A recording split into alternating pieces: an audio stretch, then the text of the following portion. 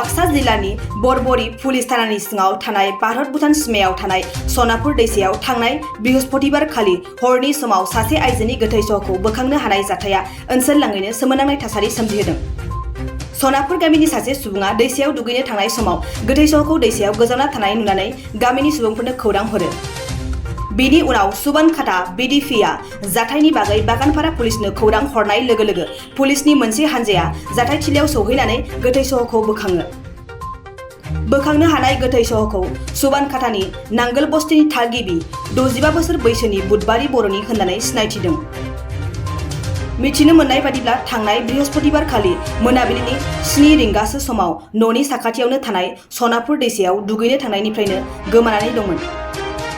पुलिसआ गोथै सहखौ आनजाद खालामनो थाखाय मुसलपुरनि रबि बर' देहा फाहामसालियाव दैथायहरो।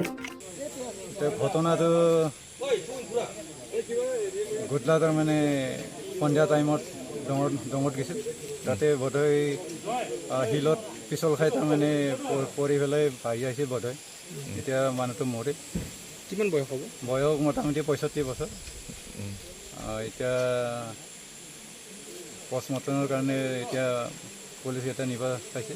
এতিয়া যাবই লাগিব, উপায়তো নাই। পানী ডাঙৰ আহিছিল নেকি? পানী হাতীবেলাৰ পৰাই একে মাৰ ডাঙৰ। কি নদী হয় এইটো? এইটো সনাপুৰ দং বুলি কয়। পাগল মোটামুটি পাগলা দিয়াৰ পৰা আহিছে পানী। এতিয়া ডেড বডি ক'ত পাইছে? ডেড বডি এতিয়া সনাপুৰ কাটলিগাঁও শাখা দঙত পাইছে।